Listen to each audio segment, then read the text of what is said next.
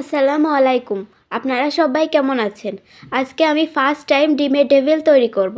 ডিমের ডেভিল তৈরি করতে প্রথমেই আমি ইউটিউবের আপু ভাইয়াদের কাছ থেকে রেসিপিটি ভালোভাবে দেখে নিয়েছি।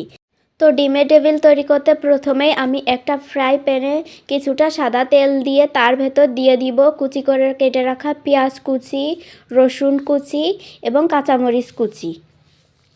সব কিছু দিয়ে ভালোভাবে নেড়ে চেড়ে নিব। এবার এখানে ছোট ছোট করে কেটে রাখা মুরগির মাংস দিব। আপনারা চাইলে এটা স্কিপও করতে পারেন, তবে আমার ধারণা ছিল চিকেনটা দিলে এটা স্বাদ আরও বাড়বে। দিয়ে দিব 1 চামচ হলুদ, দিয়ে দিব স্বাদ মতো লবণ। যেহেতু আমি ফার্স্টেই কাঁচামরিচ কুচি ব্যবহার করেছি তাই 1/2 চামচ শুকনা মরিচ গুঁড়া দিব। দিয়ে দিব 1 চামচ গরম মশলা গুঁড়া, দিয়ে দিব 1/2 চামচ জিরা গুঁড়া। এবার সব কিছু ভালোভাবে নেড়ে চেড়ে নিব। প্রায় 2 মিনিট মতো মিডিয়াম টু লো হিটে আমি সব কিছু ভালোভাবে ভেজে নিয়েছি। এবার এখানে আগে থেকে সেদ্ধ করে ম্যাশ করে রাখা আলু দিব। আলু দিয়ে সব কিছু ভালোভাবে মিশিয়ে নিতে হবে। সেদ্ধ করে রাখা আলু দেওয়ার পর আমি প্রায় 4 থেকে 5 মিনিট মতো এগুলো ভালোভাবে কুক করে নিয়েছি। এই রকমের মাখো মাখো হয়ে গেলে তারপর এগুলো নামিয়ে নিব। আমি এখানে বেশ কয়েকটা সেদ্ধ ডিম নিয়েছি। ডিমগুলোকে ঠিক এইভাবে একটা সুতার সাহায্যে কেটে নিব। সুতার সাহায্যেই কাটলে বেশি সুন্দর হয়।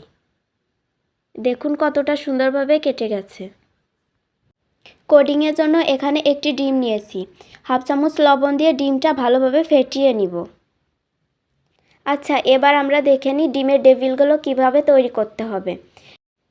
এই প্রসেসটা কিন্তু অত্যন্ত সহজ, আপনারাও ঠিক দেখে বুঝতে পারবেন আমি ঠিক কিভাবে তৈরি করেছি। তৈরি করে রাখা আলুর পুরটার ভেতর অর্ধেক ডিম সেদ্ধ দিয়ে ভালোভাবে মুড়িয়ে নিয়েছি। আপনারা তো দেখতেই পারছেন আমি ঠিক কিভাবে করছি। এবার ডিমের ডেভিলটা ব্রেড ক্রামের ভেতর কোট করে নিব। ফেটিয়ে রাখা ডিমের ভিতর দিব। এবার রেসিপিটি ভালো লাগলে কমেন্ট করে জানাবেন। আপনারা তো দেখতেই পারছেন প্রসেসিংটা ঠিক কেমন। আমি এখানে সিঙ্গেল কোডিং করেছিলাম। আপনারা চাইলে ডিমের গোলার ভিতর আরও একবার ডেভিলটা দিয়ে আরও একবার কোট করে নিতে পারেন। আমি এখানে সিঙ্গেল কোডিং করেছিলাম। সবগুলো ডিমের ডেভিল তৈরি করা হয়ে গেছে। এবার ফ্রাই করার পালা। ফ্রাই করতে এখানে একটি ফ্রাই প্যানে আমি কিছুটা সাদা তেল নিয়েছি। তেলটা গরম হলে এবার এক এক করে ডিমের ডেভিলগুলো দিয়ে দিব। সবগুলো ডিমের ডেভিল আমি বেশ ভালো করে উল্টে পাল্টে ভেজে নিয়েছি। সকল প্রসেস ভালোভাবে করার পরেও আমার ডিমের ডেভিলটা ইউটিউবের আপু ভাইয়া আঙ্কেল আন্টিদের মতো অত কালারফুল হয়নি। কারণটা কি আমিও জানি না, হয়তোবা ফার্স্ট টাইম তৈরি করেছি তাই।